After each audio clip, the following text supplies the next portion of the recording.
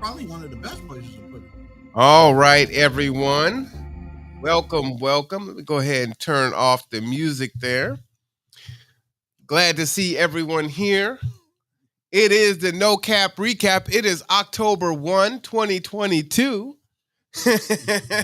How you doing, Rev? So Rev, I made some food, so Rev is eating. Yes. So I'm gonna let the Rev eat for a couple seconds and just share a few things with you. So Reverend Michael Ellington has just had his 1 year anniversary. I told him don't say nothing, y'all. After the comments go off, I'm hitting the kneecaps. How you doing, Jessica? So Pastor Ellington has he was installed as pastor last year. Do you remember what day that was? 25th. The 25th of September. So he is experiencing 1 year as pastor of New Horizon Ministries. So congratulations. We talked a little bit during the service. Well, we didn't really talk. I just talked to him in the congregation. He's a very, Jessica says, congratulations. Rob says, looking and sounding good. Thank you, Rob. But I'm very appreciative of my relationship with Pastor Ellington and being so open, right? I think there are some churches that can feel threatened by having conversations where they don't have control of the conversation, or if you're in a space where you don't know where the conversation is going to lead, right? And so I appreciate you for that, because it is a learning opportunity. Rob says congratulations.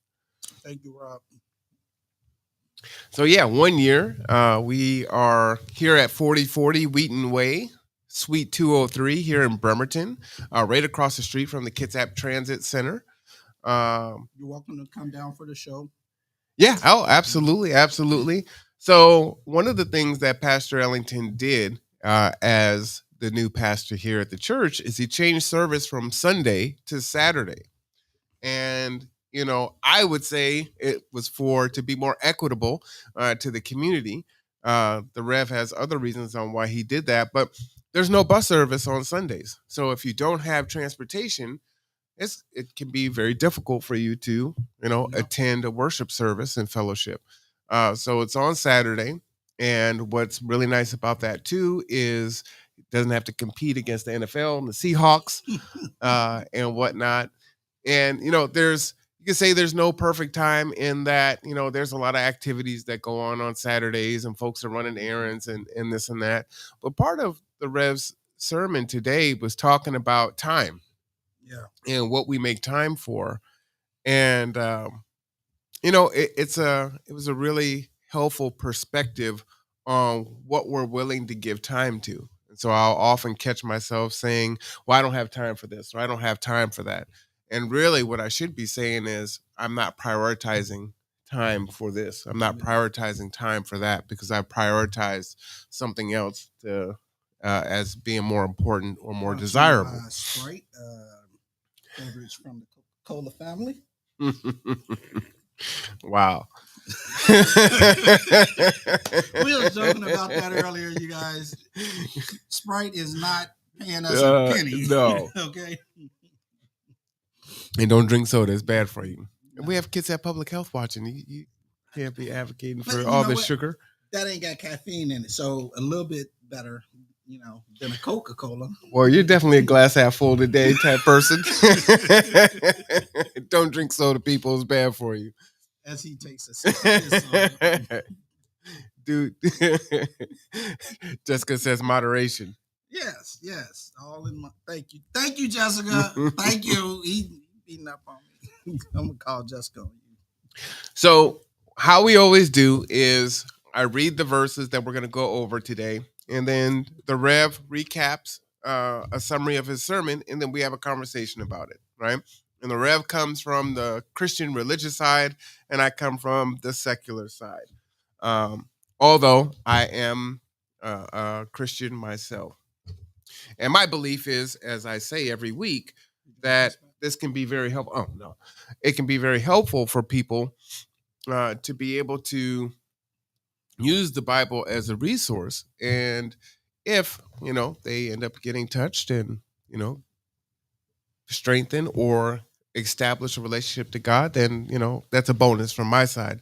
But the thing is what is out here that can help people, especially during these really trying times that we find ourselves in. So all of that said, today we'll be looking at Jeremiah 17, verses 5 through 8. Pastor Ellington is using the New Living Translation this week. There are lots of different interpretations of the Bible. No? How should I be saying that? There's a lot of different translations to the Bible. So some are a little bit more plainly spoken and taking out the thous and thus, which can be easier. Do you find that sometimes in the translations that it could change the meaning? No, so translations, various translations. That's a very deep conversation. I actually been studying a little bit more on it. You have what you have is the receptus textus. It's Latin for the received text, which would kind of be like your King James version and those older versions like that. Then you have the Brett, why don't you a little bit louder so sorry. You have the Textus, not Texas, Textus, Textus, receptus, Latin for the received text, and then you have a more modern version that came along, which is like the critical text or the Texum criticism versions, which are just more updated versions of the Greek. And so the receptus Texas, the received text, fella, I think his name was Warren, back in the 1800s, he was kind of rushing to get his Bible out before the Spaniards got theirs out. And, he just kind of rushed and, got it out, and that became kind of the standard. And then, over the years, he, made a couple of re-released, some other editions or whatever. And that's kind of where you get the lineage of the King James. Whereas like the New American Standard, the NLT, stuff like that, they come from the critical text. I have these notes in my office, but it's a lot to it. So it's not just like, what happens is, as time goes on, our knowledge kind of increases, and same thing with the Greek. Our understanding and translation of the old Greek got better and better and better. And so it's considered just to be a more accurate, translation of the Greek. Now, there is some subtleties in that, in which, how they apply the various scrolls that, they've come across over the years. And so you have the Eastern Orthodox Church and the Catholic Church, which was like more Western or whatever. And the Eastern, they've always adhered to the Greek, and they have some older. It's a lot to it. That's a whole show. So let me ask you this: what makes you vacillate between the New Living Translation or the other translations of the Bible? Just what will better push the message across for people's understanding. Yeah. Okay. Just what people what I feel like people will better comprehend. As far as All right, that's fair. One day we should open up a few different versions, translations, and put them side by side and just see how they differ. That's a whole can of worms you don't want to get into. Like oh, I mean, that's fascinating. Like the NIV, NLT, like that's all kind of that new age stuff, right? You won't find I think it's John 5:4 in there, right? You know, but in the King James you will, you know, that older text or whatever.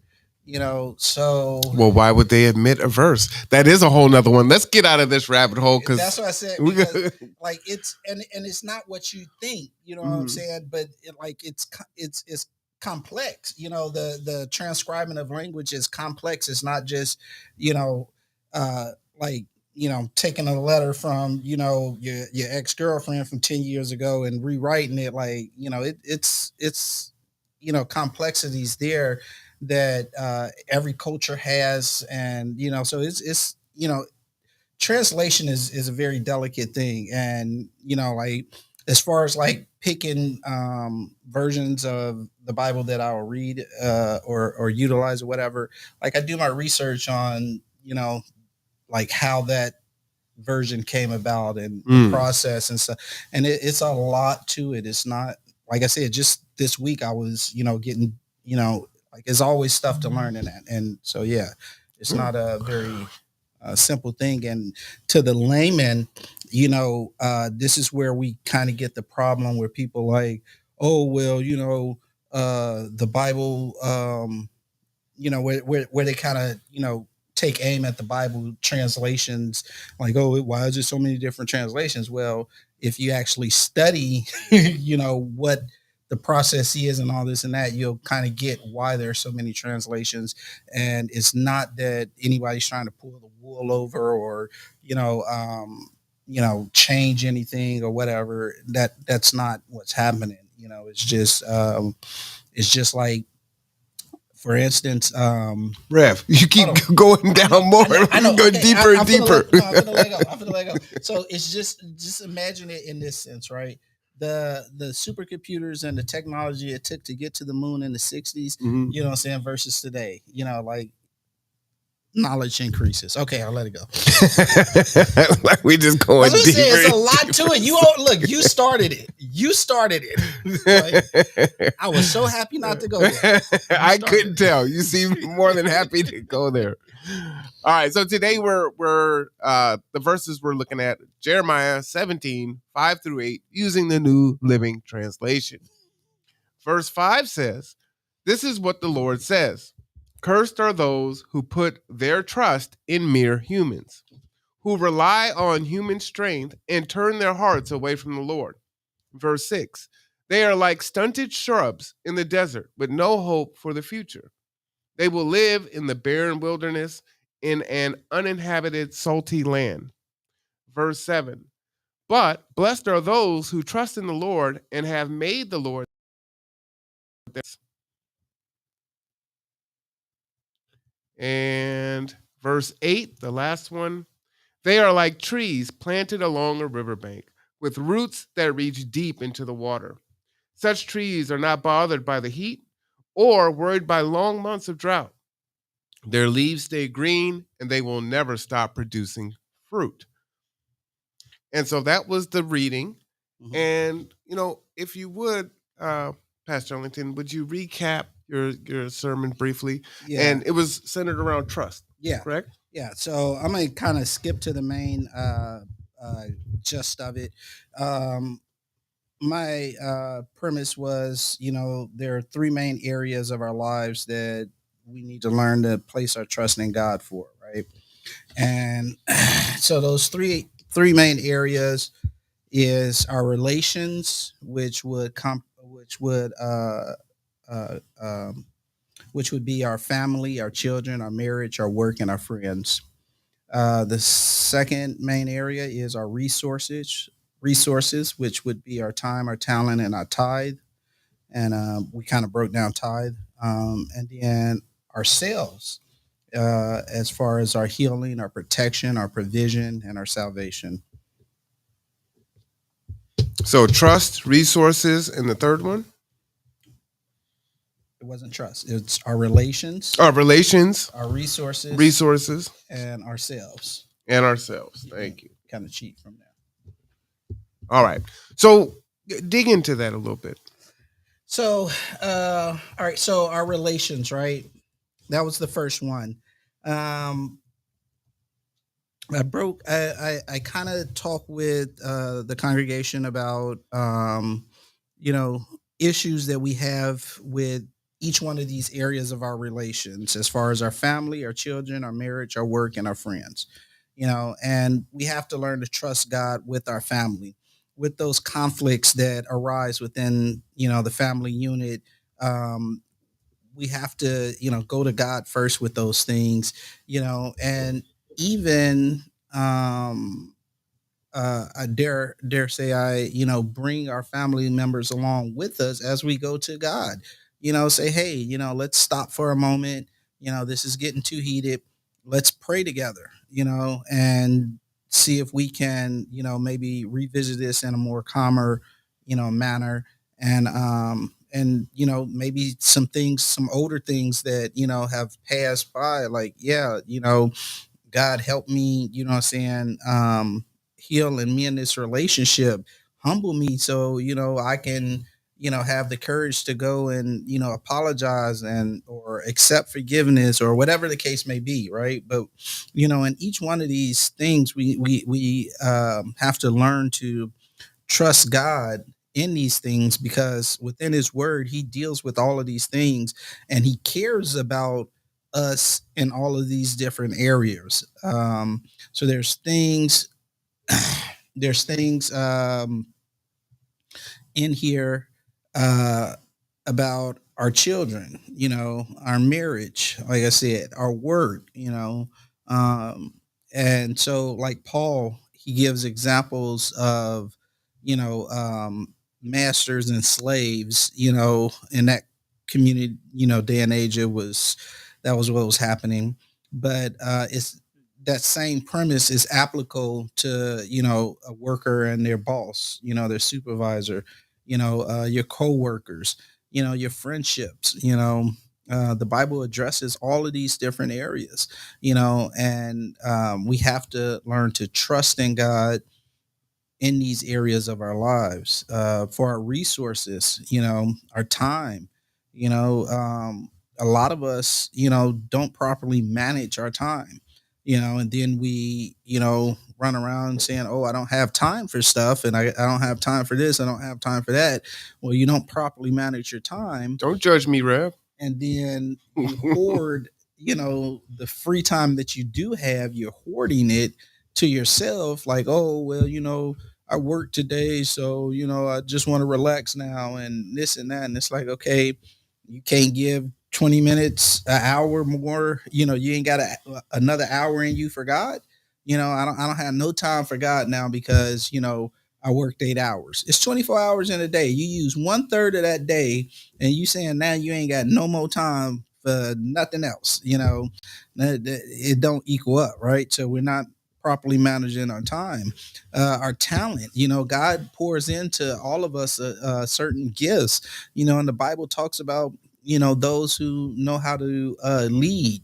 Well, let's The, stay on relationships first. Relations. So let me oh, let me okay, give you some okay, yeah, yeah. feedback on that. So I really this was they're all really great sermons. I enjoy listening to the word and then applying it to my life. Right, and I was saying it jokingly, but it is right. My time management isn't great. I put a lot on my plate. That's resources. You skipping.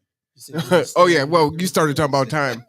time. But that it goes in that where sometimes I'm not giving enough time to my relationships, right? Mhm. And that piece is important. What I wanted to do before I kind of build on this here, so trust.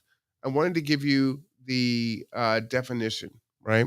And Mm. so where the Rev from the biblical standpoint is saying trust the three areas. Area one being family, work, friends, marriage, and children. The definition that I pulled up here: trust, firm belief in the reliability, truth, ability, or strength of someone or something. Relations have to be built on trust. So can I say something? Yeah, sure. Um, so as far as trust goes, right? Mm-hmm. Uh, of course, there's a secular definition of trust, but there's also a biblical definition of trust. Give me your biblical definition of trust. So, for the text that we use today in the Hebrew tongue, is a verb meaning to trust, and I might have butchered that word. I don't really do Hebrew very well, you guys. I don't do much languages other than English very well, and sometimes I struggle with that one. Anyway, it's a verb meaning to trust, be confident or sure, be bold, and confidence, security, sureness. Put confidence, make to hope. So be confident, be bold. No. It's a verb meaning to trust, be confident, or sure. But what does trust mean biblically? Okay, so as it was used in the text today, right? In the Jeremiah 17:5-8, it was being used as a verb meaning to trust, be confident, or sure, right? And of course, that trust was being the action in that trust was towards God, right? So we could say it was meaning to trust, be confident or sure of God. Some more research I did on trust, and this is more kind of New Testament stuff. We'll come across trust a lot more in some of those newer translations we were talking about. But anyway, in modern use, there's a difference between faith and trust. Faith is usually looked upon as a spiritual concept. It is considered as an allegiance or belief in a being. Trust would actually mean that a person places complete confidence and reliance in another person. The original language and meaning, to understand what faith and trust mean in the Bible, we need to go back to the original language of the New Testament Greek. There are three primary translations for the word faith in Greek. There's the noun pistis, the adjective pistos, and the verb pistou. Each form meaning a variation of the word trust. Hence, pistis is a trust in someone, something. Pistis as an adjective is trusting, as in a trusting person. And all right, I'm sitting here listening to you, and you're losing me. So okay. But anyway, we need to pull it back. Let's make it simpler. Yeah, let's stick with the Hebrew biblical definition, meaning to be confident, assuring. As a verb meaning to trust, be confident or sure, right? Yeah. Bold and confident, security, assuredness. I'm a deep studier, y'all. I'm sorry. Yeah, but it won't be helpful, right? Like I'm listening and I'm like, oh, I don't know what you're talking about anymore. What's happening? All right, go ahead. Sometimes he want to show out. It's all good. So in that, my thought on it is, how do you build trust? You spoke about trust with a coworker or a boss, right? You talked about trust with a significant other, your loved one, or with a friend. And so, how do you build trust? When should you be trusting? Do you trust too much? You spoke about folks betraying a confidence, right? Which is really important. And as we are trying to extend ourselves and navigate this world, that can be very unsettling, right? You want to be trustful, but you've been hurt in the past. And so as you go out and you try to cultivate a new relationship, whether it's a friendship or a romantic situation, right? You're going to be more guarded because you were hurt in the past. So when do you extend that bubble of trust and trust that person with more? I think about setting up healthy boundaries, in relationship. Communication is very important for trust. A lot of times, I think where relationships break down is thinking that the other person should know how you want to be treated or how you feel. And I think a lot of issues come from that, a lot, where it's like, well, if you loved me, you should have known that that was going to make me feel some kind of way. And it's like, well, maybe that could be true, but I'm not a mind reader. You hear that all the time, right? If you love me, you'd be a mind reader. Right. If you love me, you'd be a mind reader. But you also said, that when folks were returning back to God, that He will meet you halfway. So as you come back to God, God will come back to you. Mm-hmm. And I think that's a great analogy to navigate actual friendships and relationships in the world, right? So there has to be work on both sides. So it can't just be you extending your trust one way, right? That other person that you're engaging with also has to be doing the work also, right? Yeah. And so you need to be very cognizant of that. So while, yes, if I'm your friend and I care about you, I'm going to be considerate of your feelings, but I can't know everything, right? I can't know exactly how you're going to take a thing. And sometimes that may be my truth, and it is what it is. And so that other person also has to extend some of that trust and faith and grace and do some of that work, right? Yeah. So that the relationship can grow and get stronger. Yeah. And you see a lot of relationships break down as soon as there's stormy waters, right? Fair weather friends. Yeah. Everything's all good while it's all good. But as soon as there's any kind of conflict, then that friendship is gone. That relationship is now destroyed because there truly wasn't any trust there. It was just good times, so it's all good. Thoughts? Yeah. So big thing you said there was grace, extending that, and then a lot of times what we because of the lack of communication, you have people that will, what I'm saying, just jump head in, and don't know what they're jumping into, or who they're jumping in with, or whatever the case may be. And sometimes, like, well, I ain't gonna say something, it's okay to move slow. You don't have to rush everything. Like, take your time, because one, you get to understand that person better. That person gets to understand you better. And, you get to build, what I'm saying, common trust, what I'm saying, and the relate, and you get to build a sturdy foundation for the relationship, where it's not like, oh, it's a fair weather thing.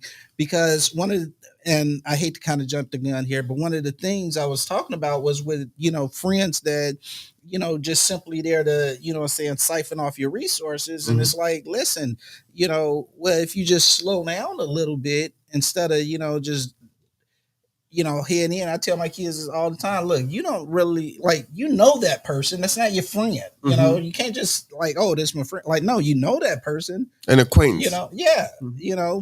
And so,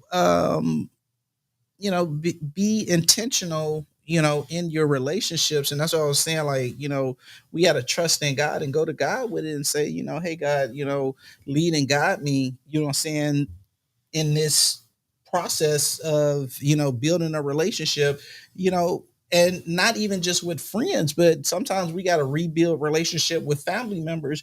Because like I said, you got damaged, relations with, with various family members. And it's like, hey, God, lead me through this where, what I'm saying, I can trust and be vulnerable again or whatever. And it's a process, and it's not something that has to be rushed, as long as you're, moving forward. Right. So what is that? Because we in general, folks talk like that all the time. Oh, take your time, and it's a process. Well, what exactly is that process? What is step 1, step 2, step 3? So I could take it to God, right? But as always, my favorite thing is, faith without work is dead. So what is the actual work that I need to do to either build a new relationship or to repair a relationship that has been harmed? So what are the steps? So one, I think the very first and most critical thing is conversation, what did you call it? Uh, it just, conversing with one another and having, what I'm saying, open dialogue, so two things. One, if it's a rebuilding process, like, hey, we need to address the breakdown. You know what I'm saying?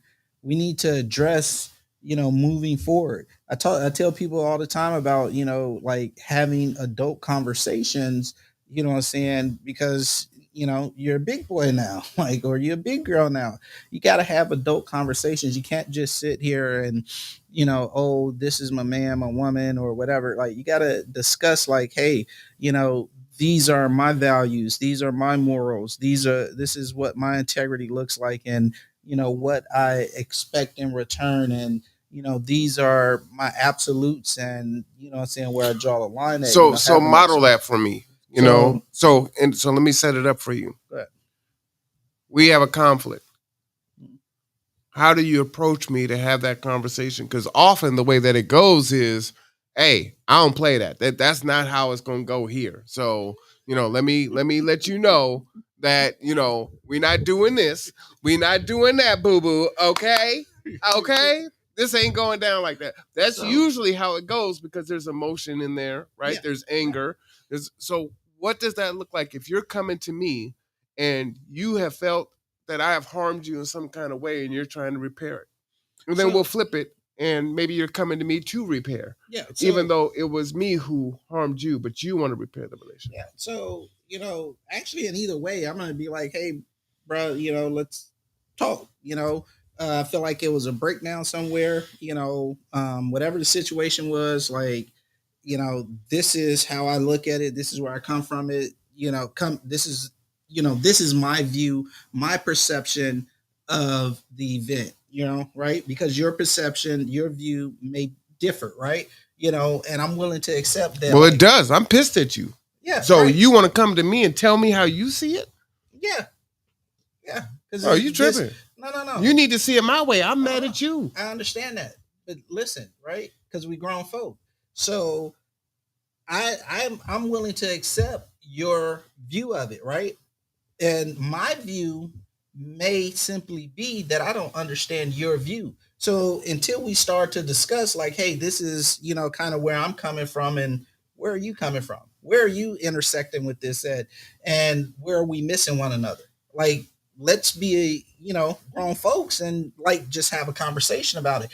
I don't have to be upset and or like what is it? I don't have to be upset or defensive or aggressive or anything else because I differ from what you differ from, right? Well, you may not, but I am. Yeah, well then, you know what? Don't be petty, bro. Let's talk about this. I feel some kind of way. I feel like you harmed me, so I'm pissed. Well then, if you feel like I harmed you, then I'm gonna simply say, okay, well, explain to me where you feel like I harmed you at. You know what I'm saying? I want to know that because, again, I'm willing to listen to your perspective and your side of it. And, again, maybe my perspective got me, what I'm saying, on the outskirts, and like maybe I did do something to harm you. So tell me, what I'm saying, why it is you feel like I harmed you. And, let's get to a better understanding. So stop there. Yeah. I like what you're doing. I think that's really powerful, right? Is, again, we tell folks, pull your big boy pants on, and let's have a adult conversation. But what does that conversation look like? And I think what you're modeling there is you value the friendship, you value the relationship. And so whether you're the one that felt like you were wronged, or that person is mad at you, you're willing to go to that person and say, hey, clearly there's an issue. Let's talk about it.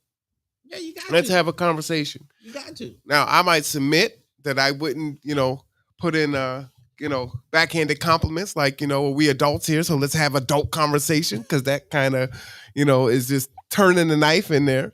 That was not a backhanded conversation. I'm just saying that's how people take things like that. It's like, if you're telling me we need to have an adult conversation, then what you're saying is the conversations we've had in the past have been childish. So you're calling me a child, right? So see, I can see your perspective in that. I didn't look at it that way. That's why we're having the conversation, right? Yeah. So it's like, I'm just like, my in me saying that is saying that, historically, people skip over the big important conversations that need to be had, the adult conversations. Like those often get skipped over in lieu of, what, it wasn't that big that time. I'm just gonna let it go and let the friendship, move on. Oh, I agree with you. It builds up and then it becomes a boiling tipping point. I'm just saying that phrase isn't helpful when you're trying to establish the conversation, right? Well, because you're saying I'm already in my emotion. So you already know it's going to be difficult to get me to listen and not just to hear so I can respond, right? Because there's different ways that we hear things. Sometimes we hear because we're automatically defensive. You ever spoke with someone and immediately as soon as you start talking, they're just, well, it wasn't me. I didn't do it. Well, my fault. Or what you saying? I didn't do that. And it's like, wait, hold on.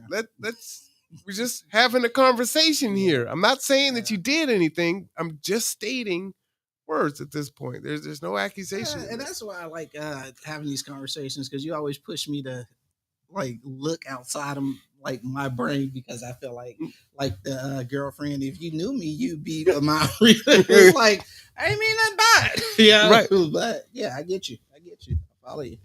And our logic, our emotional intelligence is low because we're in a heightened state of emotion, right? And if we feel like we've been slighted, it becomes increasingly difficult to have conversation and communication. When we think about, our domestication, how we were raised, did we have good communication with our parents, with our siblings, in past relationships we've had? So we take all those past experiences and that builds on who we are today and how we navigate the world and engage with each other. For some folks, it's very taboo to have conversations at all. Like, we don't talk about money. We don't talk about sex. We don't talk about, but we need to talk about these things that are really important. Yeah. And so how do you do that? So I always want to try to model what that could look like, if you're the one that's trying to approach. And one of the things that, I feel is really important, I share with a lot of folks, life is hard, right? Life is so hard. And we carry all these burdens. And it's like, unburden yourself. You know that you care about this person. You love this person.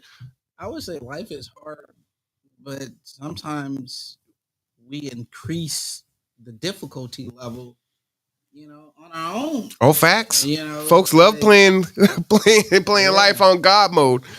You know what? Oh my goodness! I'm gonna show you. I'm gonna show you this after the show. But this is what I gotta say. Don't play Simon Says with Simon. Oh, really? Yeah, and don't play life with God. You're like, Simon, that's his game, and life, that's God's game. So don't do that. Yeah. So that's a good thing. So just to recap really quick, when you go to someone, have the conversation, right? You have this relationship, and we're really speaking here on trying to repair a relationship. Something's happened, but you do care about this person. You don't want to be in a space where, I've got this thing happened with this person, and I'm going to see them from time to time. And every time I see them, I just feel some kind of way because it never got resolved. Yeah. Right. And so you don't have to hold on to that. You can navigate and walk through that. And at the end of it, maybe the relationship isn't ever going to be the same depending on what took place. But it doesn't have to be what it is and how you feel. Yeah. Right? Yeah, I would say forgiveness is very big, it's very powerful. Even no matter which way it goes, right? Whether you're forgiving someone or you're forgiving yourself, it's very powerful, forgiveness, because there's a release there. When you forgive, there's a release there. And it facilitates the ability, to progress, beyond current situation. So let me ask a question. Do you believe then for forgiveness to take place, that you need to work through it. Oh, let me read Jessica's comment here. Jessica says researcher Bryn Brown in her book says that being clear is being kind. I agree with that. Sometimes when I'm trying to be kind, I am too indirect. We need to be clear, honest, and compassionate. That can be hard when people are scared of conflict. Yeah, facts. Yeah, Facts. yeah. A lot of people are want to avoid conflict, right? It can be difficult, but those things start to stack up, right? I've got this issue with this person over here. I got this issue with my mom. I got this one over here with my daughter. I got this one over, and you're just, and that's what I say. It reaches that boiling over point where it's just like, it's like, it took me a long time to, learn a very simple, no, to be able to say like, no, like that's not for me, that's, like I tell you, like I'm not gonna cook. You tell me no. I ain't getting in the kitchen. We're going to work on that, Rev. I'm not getting in the kitchen. I ain't cooking. I ain't doing that. That's not what I'm willing to help out, but I'm not cooking. You know what I'm saying? Like, but under, for that, for people to be direct, be clear, they got to spend some time with self too and get to know self, because some people get in that, oh, I'm, just yes, yes, yes, yes, and just trying to help everybody and be so kind to everybody and whatever, that they don't even really know themselves to know, where they can be helpful at, and and where they, and just to be able to be clear about who they are, to say like, be able to say like, yeah, no, I can't do that one, but you know what I'm saying, because no isn't always a bad so thing. Yeah, what I love about that is you're not saying no for the sake of no. Yeah. Right. So I feel some kind of way like, hey, we're friends, we're this and that, I need help in this, and you're telling me no. Explaining why it's a no can be very powerful and helpful, right? Yeah. And then secondarily, you were suggesting I can't do this, but I could do this. Yeah. And as the relationship builds, I know, well, Rev probably ain't going to get behind the vehicle and pick someone up at KMH for me, right? But the Rev will allow me to use the church to further the mission and do a lot of other things. And so I'm gonna try and help you find drivers, somebody that will drive. Right, absolutely. Yeah, because but let's not get distracted on drivers. How about you don't get distracted? We're gonna put our business out in the street, bro. So let's move on to number 2. So the first one was relationship. What was number 2? Relations. The second one was resources. Resources. All right. Resources. That's a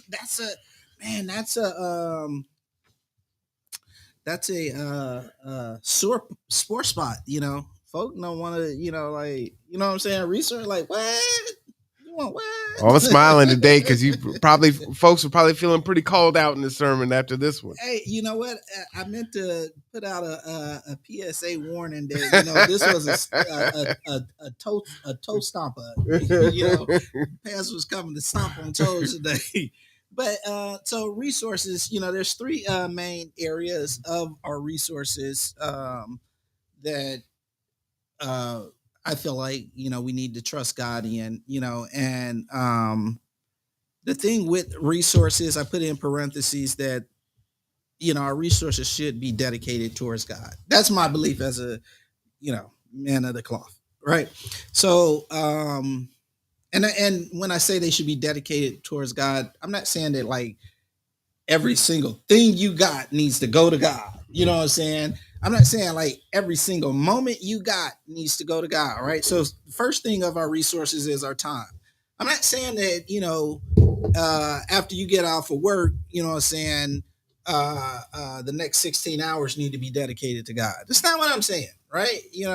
But what I'm saying is we need to dedicate some time to God. We put time aside for other things. We should be able to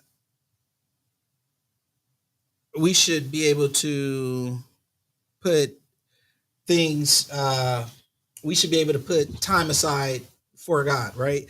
So it's like, okay, football game comes on at this time. I know this is like 5 to 7:30, is the football game, right?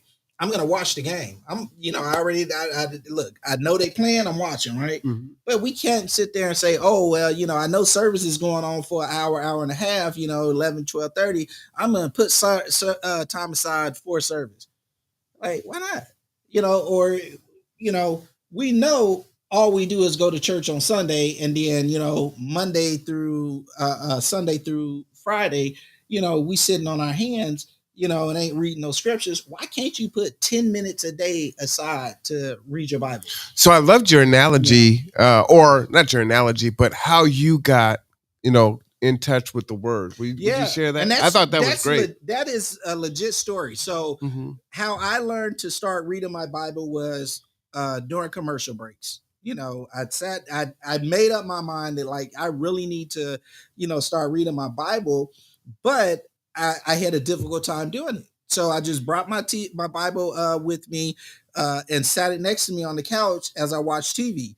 And if I'm watching like a cable show, like because I was, still had cable back then, HBO show go off, and you're waiting for the next show to come on. Okay, I'll start reading. Or if I'm watching a network channel, the commercial come on, I'll read a little bit. And soon as that commercial went off, I was right back into my show. Like, and ain't that but the more and more those commercials came on, and the more and more I started reading, like it started piquing my interest. And it's like I was ignoring the show more and reading my Bible more, and it was a process where, TV was up here, Bible was down here, and it slowly, went the other way, and so you can do things like that where it's like, oh, I ain't got time. It ain't got to be a straight 10 minutes. You know what I'm saying? It can be like, okay, 30 seconds, but throughout the day, I'm going to equal up 10 minutes in reading my Bible. That really resonated with me, today. But, it was yesterday, you and I were having a conversation, and I was sharing with you on why I haven't made full commitments to God in certain ways, right? And I have this all or nothing type attitude toward it, right? So it's like, well, if I can't do it in the way that I believe it needs to be done, where it's just 100%, then I'm not going to do it, right? And what I'm really doing is giving myself an excuse to not do it, because I'm never ever going to just say, you know what, today it's 100%. G2, Layla, it doesn't matter what's going on. It's 100%. That's what I'm doing. That's not realistic. So as long as I'm doing that, I stop the cap. I need to stop the cap and say, hey, that's not what's required, right? And that's not how you've done a lot of things or made a lot of changes in your life, right? You started taking one class, then you started taking more classes. And as that started building up, you started doing more, right? Starting the podcast, you first started watching YouTube channels on, well, how do you do this? What kind of cameras do you need? What kind of equipment? What's the platform, right? You didn't just all of a sudden just have it all said and done. And it's still not like that. It's still a work in progress. And so it's like, well, how can I do all these other things? But then when it comes to God, all of a sudden I'm like, yeah, I can't, it got to be perfect. So it's like, all right, you really need to step outside of yourself and look at where your deficit is and say, am I being honest here? Or am I, not being honest with myself? And you talked about that a little bit earlier about knowing yourself, right? And so having those conversations with other folks is important, because if you're listening, you might actually learn something about yourself. So, yeah, go ahead. So I did that without beating him over here with the Bible. Y'all see that? Didn't take the Bible. All right. Yeah, there was no verse in there. There was no Bible verse in there. It was just a conversation. Yeah. Right.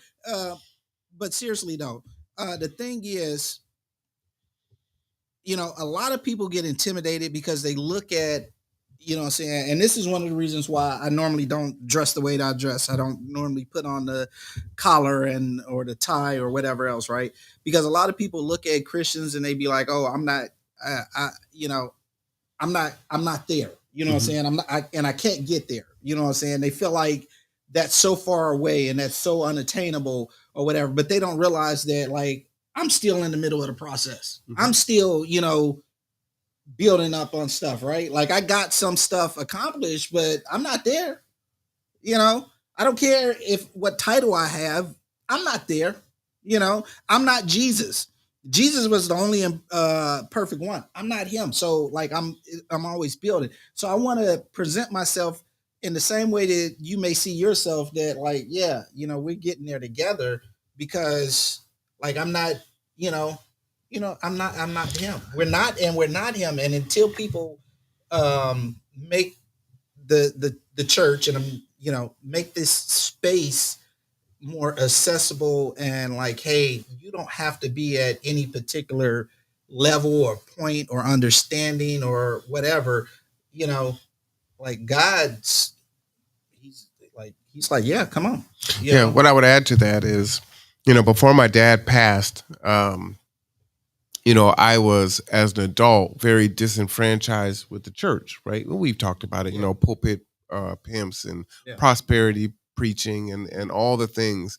And there's a lot of black men that feel that way today. And that has kept me away from the church, right? It's like, typically what you see is the pastor does well and the rest of the flock ain't doing so hot. But, just keep on keeping on, and one day, it's going to happen for you. I ain't doing well, y'all.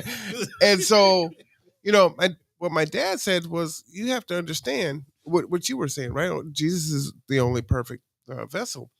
And in that, he said, look, church is a hospital for sinners. I was like, I never thought about it like that, right? You go to church because you're not perfect. You do need help, right? Yeah. And so stop coming or thinking that you need to be in a space perfected in order to be in the space. Come come as you are, right? Because that is where you're gonna have your growth. And here's a freebie, y'all. This is an extra one, right? A lot of people, a lot of the congregation, they sit in the audience and they're like, oh, they're listening to the sermon, and they're like, oh man, I got to get better. The pastor, he's here and I'm there. Guess what?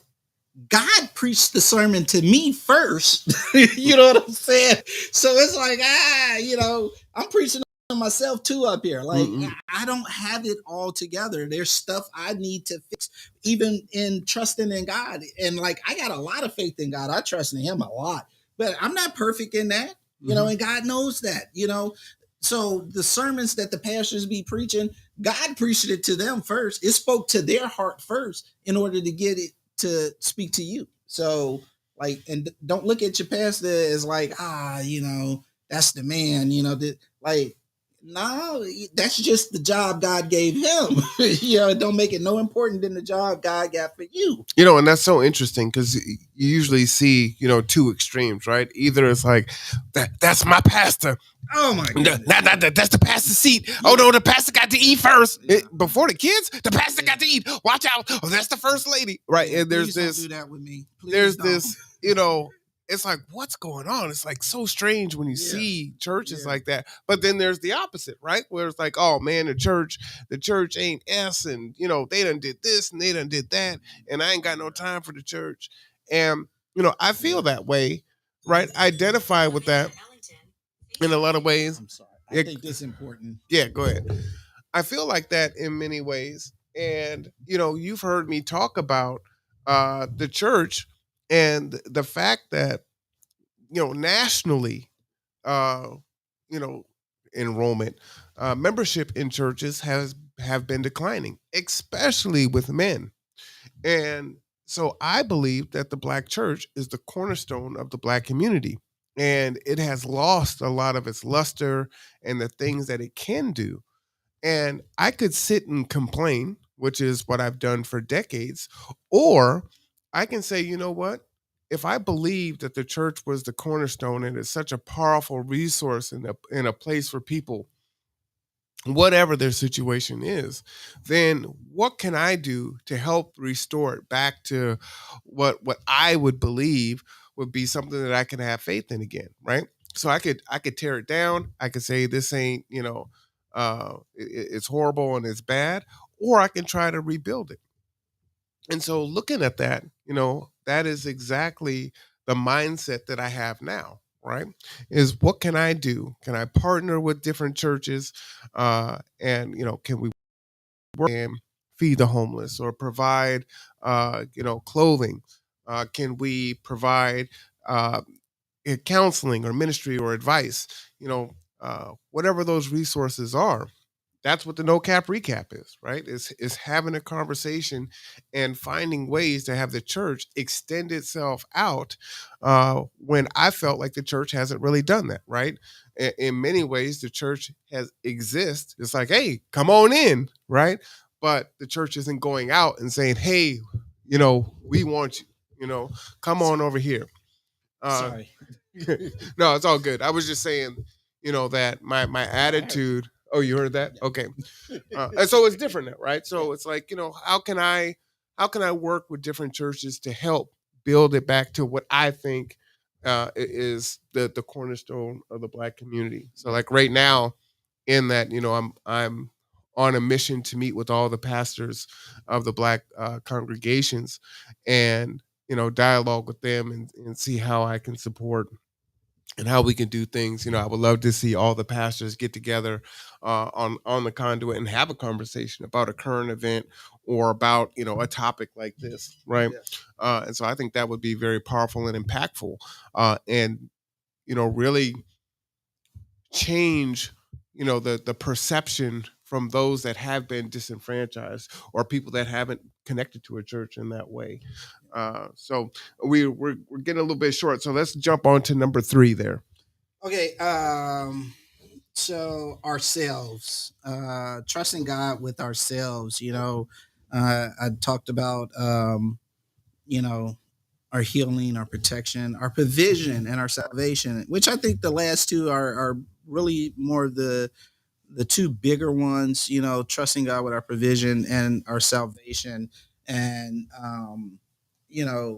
a lot of people, are tend to think that just because, they're weekly, churchgoers, like salvation's in the bag. I go to church every week. I'm going to heaven. Yay. That's not how it works, people. I'm sorry. I hate to break the bad news to you, but that's not how salvation works. Just because you're a regular churchgoer, that does not guarantee you a spot into heaven. Salvation really does center around trust. It centers around faith in Christ. Um, so we have to, learn to trust in God, trust in, his process for our salvation, and it's not, we don't get to decide who God is. We don't get to decide, what parts of his word we like and don't like, and the thing is, and I hate to say this, but it's true, it is so true. White right winged evangelicals uh, are doing a lot of damage to the body of Christ. They're doing a lot of damage to the body of Christ. Black prosperity preaching, Creflo Dollars, and others are doing a lot of damage. Continue. That is true. I'm just trying to give some balance there. Yeah, that is true. And that is that. Look, anybody that been following me, I will get on them prosperity preachers in a moment. I didn't, man, Creflo, bruh. I didn't hear that conversation. But I'm speaking, why I'm talking about and I get tongue tied, so I'm saying it like kind of slow because I get tongue tied. Right wing evangelicals. Yeah, white right wing evangelicals. They're dominating the narrative of Christianity, right? You see them, doing these, on the side of the highway with the, no abortion signs, the, the homophobia and so forth, right? And these are, things that I believe are biblically correct, right? Like, I think that homosexuality is a sin, right? I can agree with that.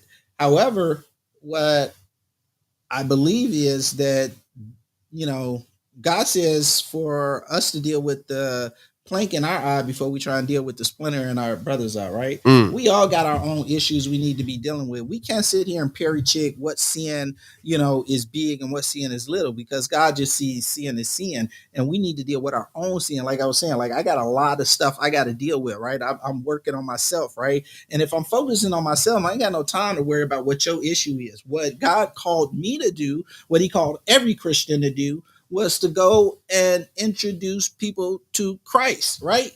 To evangelize to them, Christ Jesus, not to, hey, you're going to hell because you're transgender. Like, no, that ain't your place. Shut up, mind your business. What's your problem? Mm-hmm. What's sending you to hell?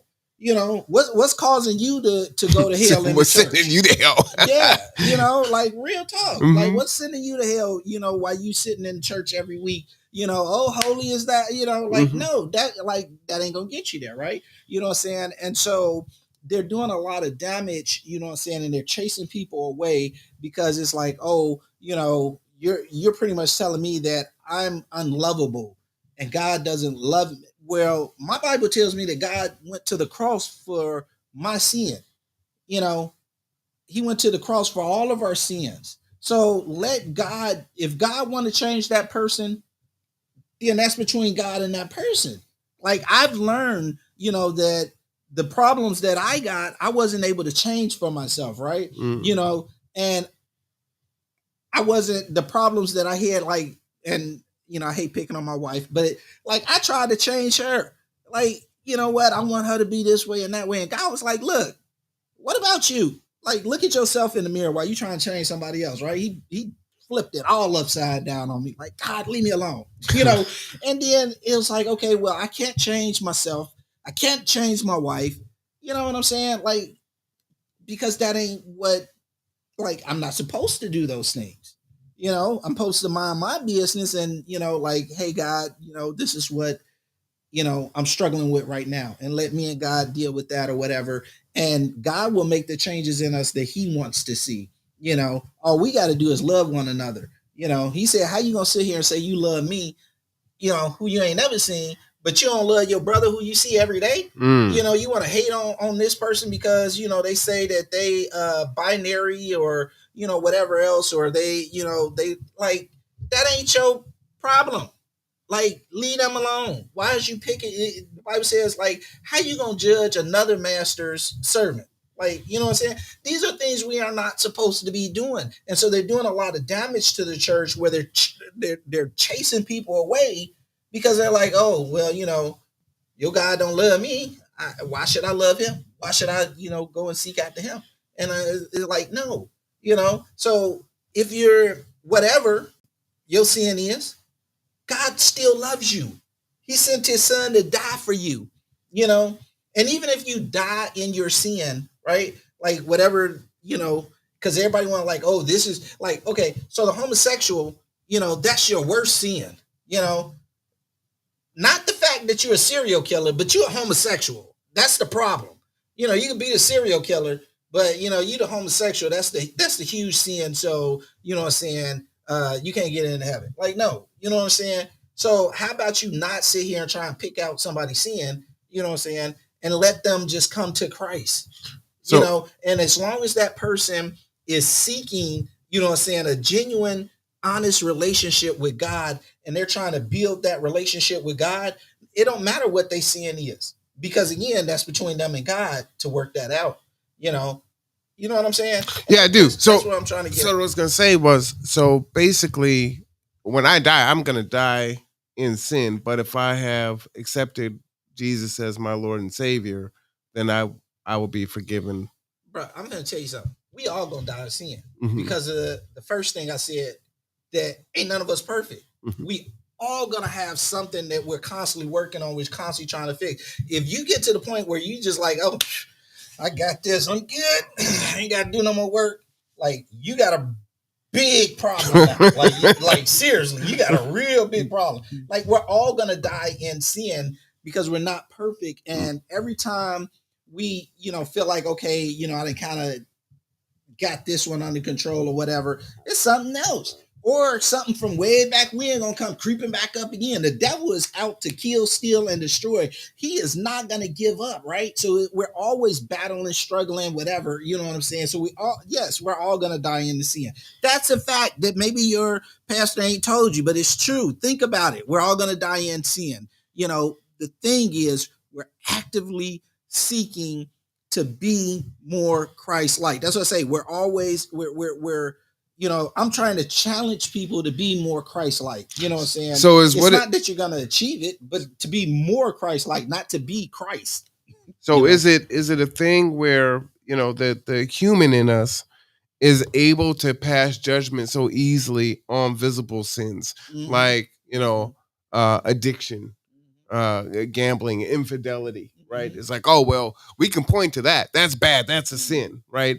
But we're really good at hiding our sin too, right? Hey, you don't know how I'm sinning because I'm gonna make sure I don't show that, And there's other things that you don't show me all your sin, and I do have sin, people I'm working on.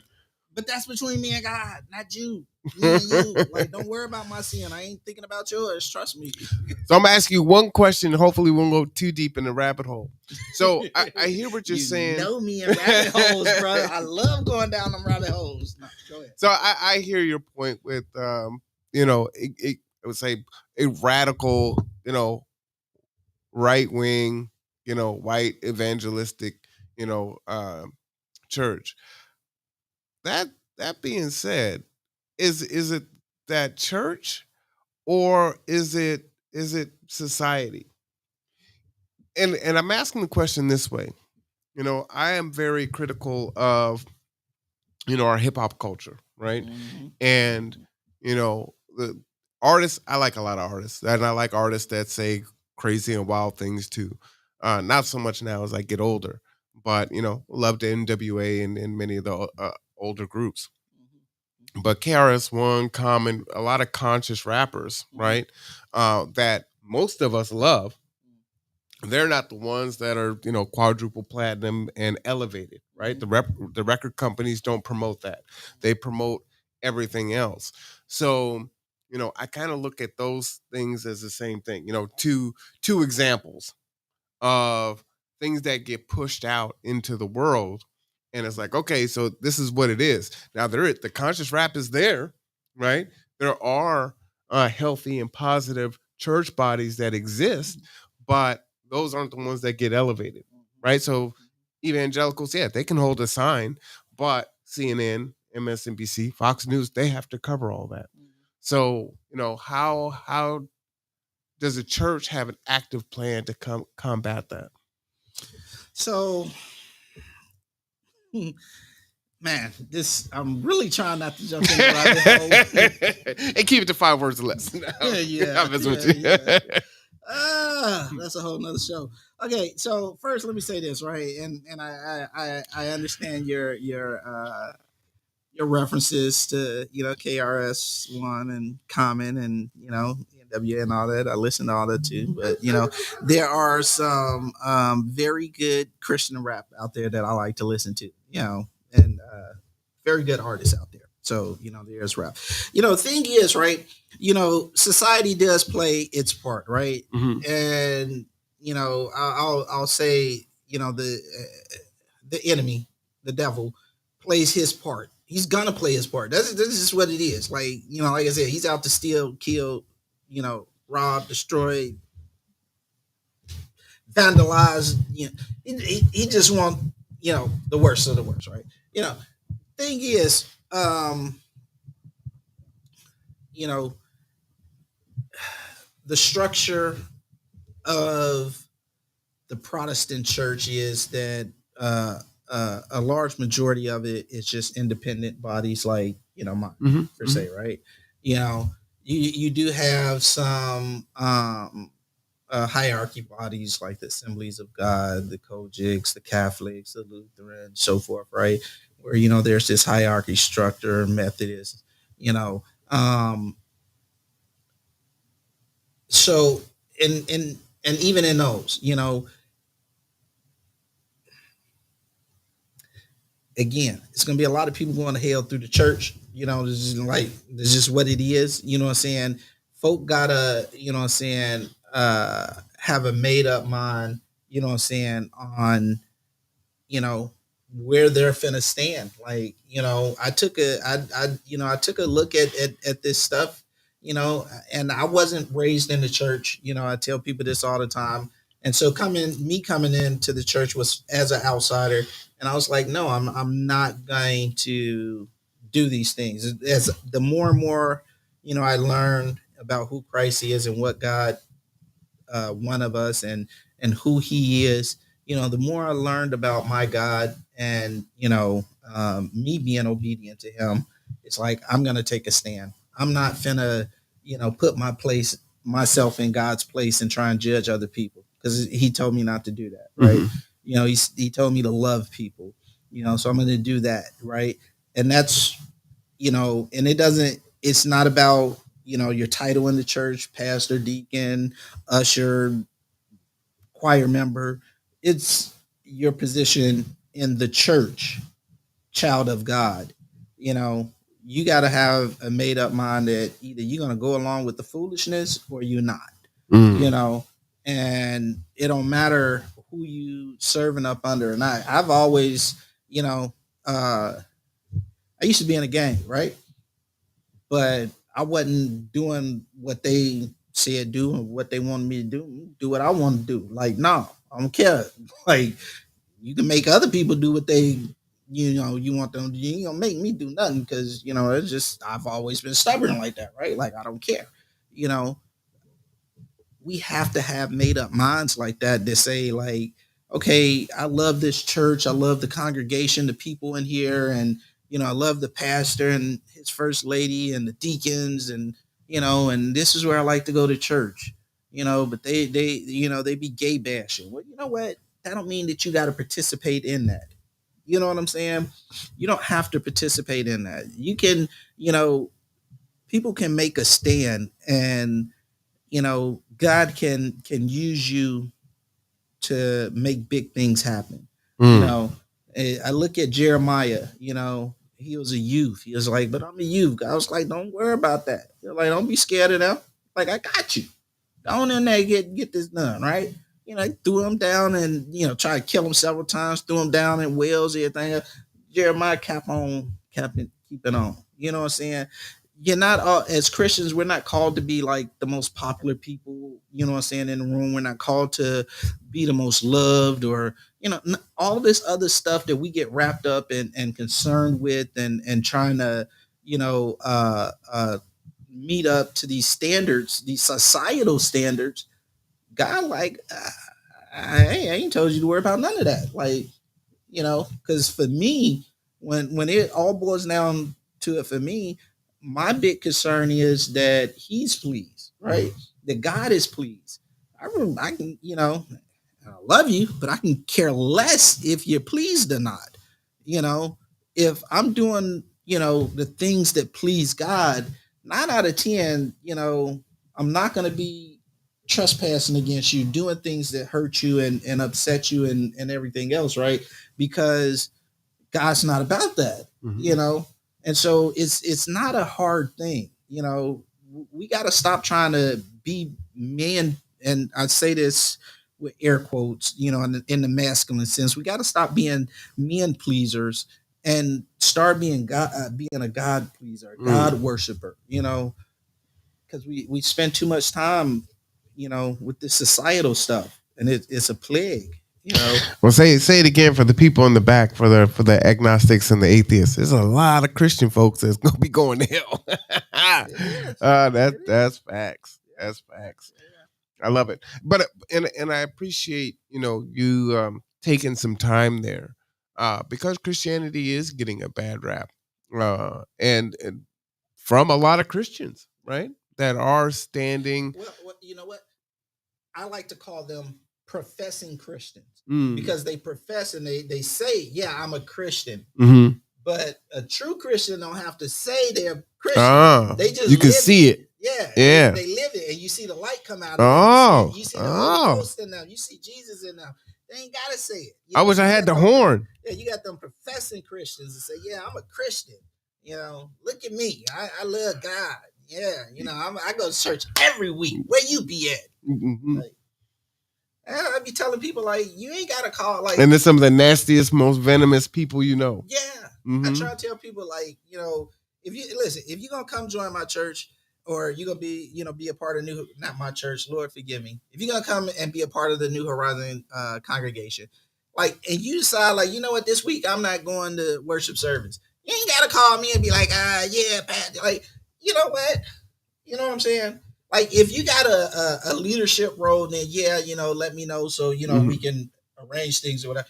But other than that, like, if you know what I'm saying? And so people get too caught up in all of that. Like I say, we don't even do worship service the way they did it when Jesus was around. So all right, so that last one, number 3, ourselves, our healing, protection, provision, and salvation. I think you really touched on all of those things there. And from the secular side of it, well, one, for the sake of time, but two, I think you really covered it, right? And you will see, a person.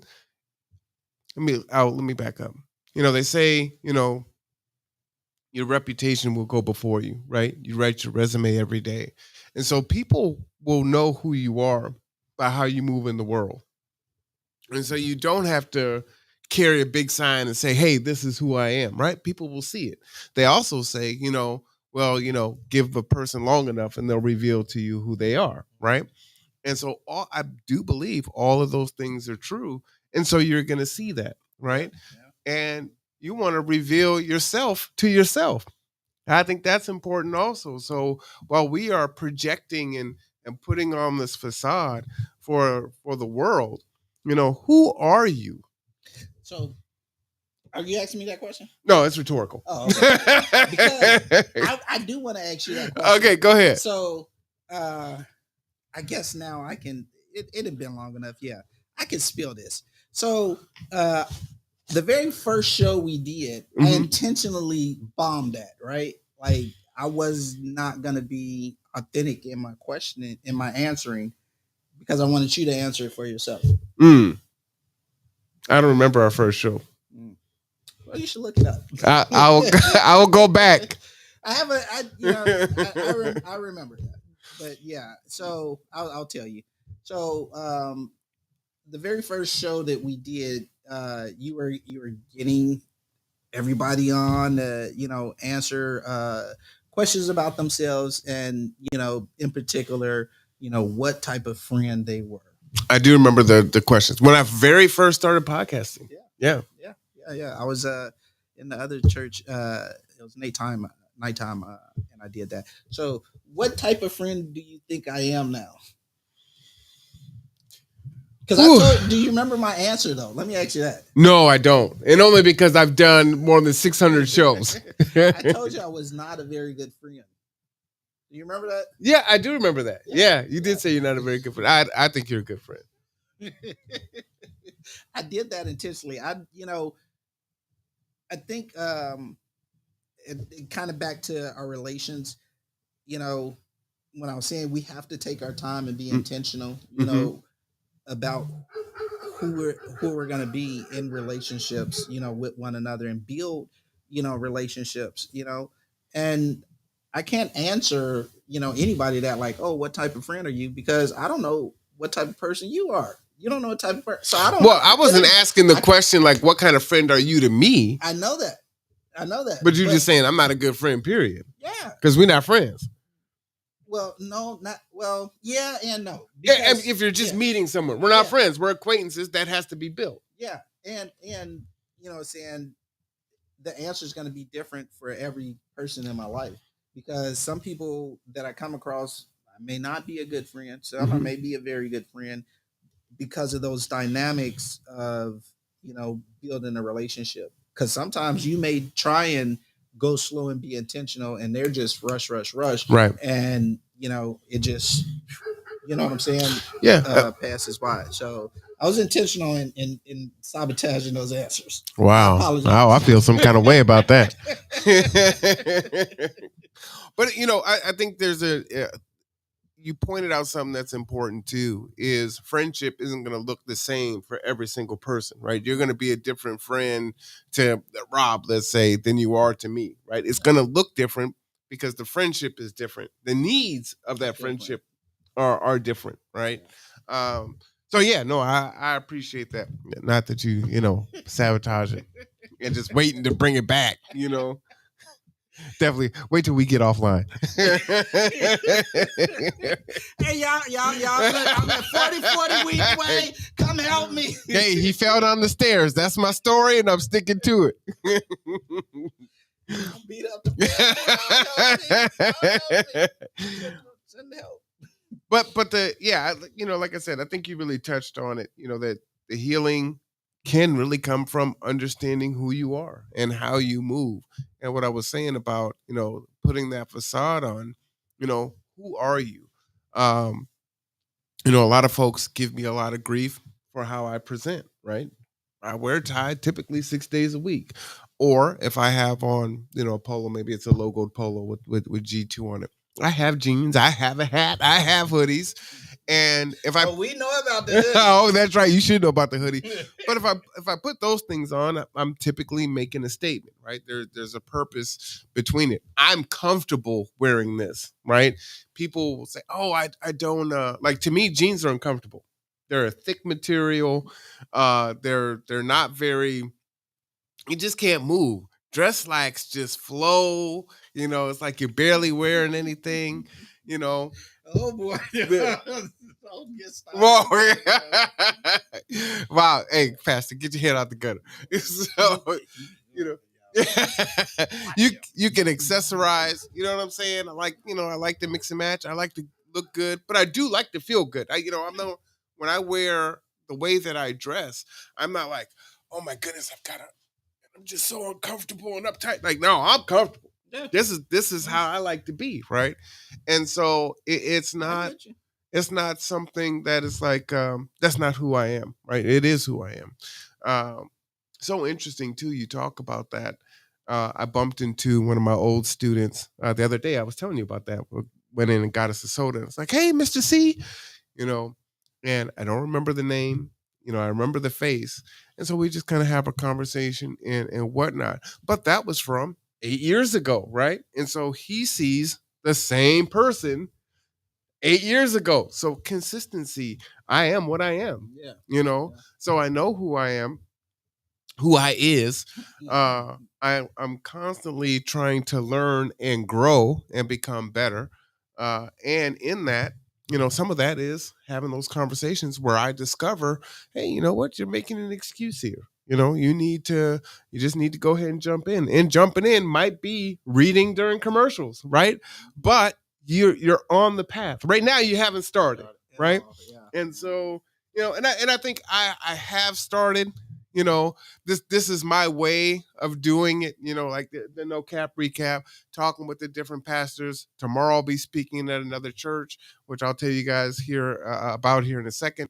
But being even more intentional, right? Because you still need to get into the Word. You still have to have a ongoing comprehension of the Word. Right. So I know that I need to have that. It's not enough I read that Bible. I used to have all the books memorized. Right. It was just what we did as kids, Christian games for PKs. I think a lot of people did that. But, you speed. How fast can you get here? How fast can can you recite them all? I can't do it now. But the fact that I can't and that I don't remember Bible verses is I haven't prioritized that. So I need to get back into that. And when I'm feeling weak, when I'm feeling emotional or angry or sad, or if I'm feeling overzealous, exuberant, full of myself, right? It's both spectrums. When I'm down or if I'm too high and not being humble, I need the Word to keep me, right there in the middle. And moving forward, let your highs and your lows, they're gonna happen, but you don't want them to be too high and too low, right? You might be dealing with some bipolar situation that you might need some help with. Proverbs 30 says, "Lord, don't give me too much that I forget who you are and curse you, and Lord, don't give me too little that no, don't give me too much that I forget who you are and curse you. Don't give me too little that I sin against you. I'm paraphrasing, but that's what it says. You know, you don't want too much, you don't want too little. Just give me enough, Lord. You know, uh, yeah. So stay humble. And the last thing I'll say, because you brought that verse up, I find myself in that space now in my life, right? There was a time when I was chasing all these material things, right? I wanted the house, I wanted the car, I wanted all of the trappings of a good life, and I've had all those things, right? And happier now without them. I am at least. Well, yeah, there's perspective. Yeah, it's perspective, right? Would I prefer to be a homeowner versus a renter? That depends, right? The mortgage that we had was a house that was too big for us. It was, it's a 5-bedroom, 3-bath home for just me and my ex-wife and Layla. We didn't need all that, right? And the mortgage was insane on that. So, there is a freedom that if I had to, I can get up and go. I'm not tethered to that. I don't have to put a new roof on and a new furnace and new windows. I actually did all those things, or tear down 28 trees. We can go on and on and on. But those things are there, right? And it can become an albatross on your life when you're living to maintain that ownership of that thing, right? And now I'm living in a fraction of the space that I lived in before, probably a fourth, right? I have enough time trying to maintain that. Yeah. And it's cool. And I'm so busy doing the work in the community, I ain't got time to deal with 5 and 6 extra rooms that I barely go into. And need all that. Now, if I had it, I'd probably be renting them out to folks that really need it. But that's a whole different thing. So I do have a different perspective on life now, and I have a joy that I'm no longer caught up by that, right? And I think that's the thing. And we're gonna have to go because I gotta go pick the wife up to caught a flat. We, that it's not there's, and I try and tell people this, right? Because they say like I harp on money and whatever, right? Like money's not evil. There's nothing sinful about money, right? Mm-hmm. The thing is, you need to possess your resources. Your resources should not possess you, and if they possess you, then you got a problem, right? And like you said, like when I was younger, same thing, I'm chasing, I'm saying, that American dream of this is happiness, this is, what the good life is, this is what success is, or whatever else, right? But when I learned that, what, you don't get to decide that for me. Mm-hmm. I can decide for myself what happiness is and success is for myself. It's not what, that quote unquote American dream. It's what I say success looks like. It's what I say happiness looks like.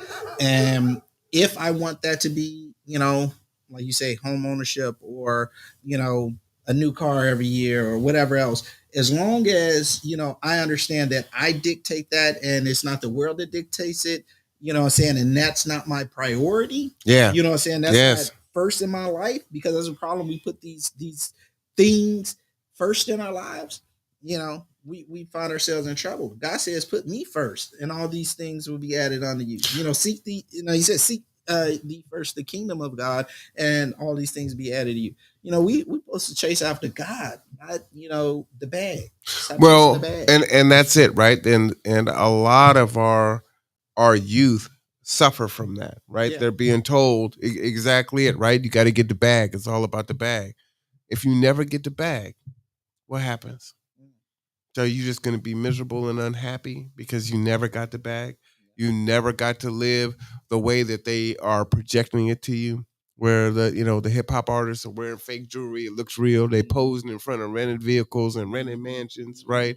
They're wearing. Did you ever see the what was that? They used to be on MTV where they did the Cribs. The Cribs, yeah. Yeah, all of those was rented. Yeah, all those was rented. I think maybe like 2 or 3 was real. And it gets smaller. So you may not be looking at that, but it's like, oh man, I got to have my Jordans, or I got to have my Yeezys, or whatever the case may be. Yeah. And why do you value that? Why is that important to you? It's important because society says you need to value that, right? And then you find out, well, they're actually only, it only costs $5 in China to make, but you're paying $250 for them, and someone might kill you for them, right? Right. And so it's perspective. And so now your happiness is contingent upon you having these things that really add no actual value to your life besides superficial value. And so if our youth could understand that, if our young adults, we have 30 and 40-year-olds that don't understand that are still trying to get the bag. And because, hey, look, the average American salary is about $45,000 a year, but you're trying to live this $150,000 lifestyle and you don't have it. And hold on, here's the thing, right? You chasing the bag. How many other people chasing it too? There's only one bag. Who gonna get it? Well, no. They, there's everyone can have the bag, right? How you gonna have the bag and I have it too? That's the trick, right? I ain't sharing the bag with you, man. If I get the bag, it's mine. Right? Yeah. Well, I might give you a little bit of the bag, Exactly. Yeah. And see, and then people want to sit here and say, like, oh, I think for myself. No, you don't. Mm-hmm. You letting society think for you, telling you, this is what look good. Like, and I love this, and I never took this away from my daughter, Katanine. Like, I don't care what was going on. She wanted to dress herself, and she put the most craziest stuff together, but she had her own style. And it's like, baby, you go. You know what I'm saying? And like, I would never take that from her, right? Because she was deciding for herself what she liked, it, what felt good, what looked good to her. You know what I'm saying? At 4, 5, 6 years old, like she had like already had that. It's like, man, I would never like say, oh no, you can't wear that. Like, no, you want one pink and one green sock, and you know what I'm saying, like whatever, like she had crazy combinations, but it worked for her. That was her style, and it just became her. Like it fit. Like okay, it didn't look maybe the first time, but after that, it was like, okay, I don't look crazy. That's just catching me. So it's important to like it because that's what you like, not because that's what everybody else is saying. That's what you should like. That's what you should value. Exactly. You watch it, right? There, folks look really cookie cutter, right? You see the really big eyelashes and the BBLs, and I'm talking more in the world now, right? Brazilian butt lifts. Yeah, see, I'm coming. Remember, I come from the worldly side. The pastor's like, what you talking about now? Or we're sagging our pants, and we got the name brand of our underwear showing and things like that. And it's like, what are you doing that for? Yeah. Why is that important to you? Yeah. You're buying labels that have the folks that come out and they've been racist, right? And it's like, well, no, I got the money, so I need to show them that I can pay for it. And we get so twisted in our mind. So it's not just on the material things of the money, but really take stock in your life in that. And I think that's really important in the healing and the protection of yourself, right? Yeah. So you're not protecting yourself when you're in that mindset and you really don't have the provision, right? You don't have the food. You don't have the security to know that you're going to be able to make your rent paid because you're so busy trying to keep up with the Joneses, so to speak, right? You're so busy trying to chase the bag, doing illegal things. You'll see someone with a really nice car, and then it's like, well, how's your home life looking? I don't have the basics. You ever work with someone or have a family member or a friend that's always trying to borrow money, and it's like, if you actually spent your money on your basic needs, you wouldn't need to borrow money. You would have what you have, but you're so busy chasing these other things, and ultimately you're not happy, right? You're just constantly chasing it. So anyway, let's go ahead, and the dogs is going crazy over there. So tomorrow I will be at the Summit Ave Presbyterian Church at 403 South Summit. I'll be there too, you guys. Yep. With the collar on. I'm putting on the jeans. I'm comfortable in slacks or jeans. I'm telling you that now. But I'm putting back on my jeans and my jimmies. So shout out to Pastor Susie Beal. I'll be speaking there tomorrow during their sermon. Worship service starts at 10:30. So, it's an open invitation for you to come and join us tomorrow, but to join them, outside of just tomorrow. So that's where I will be.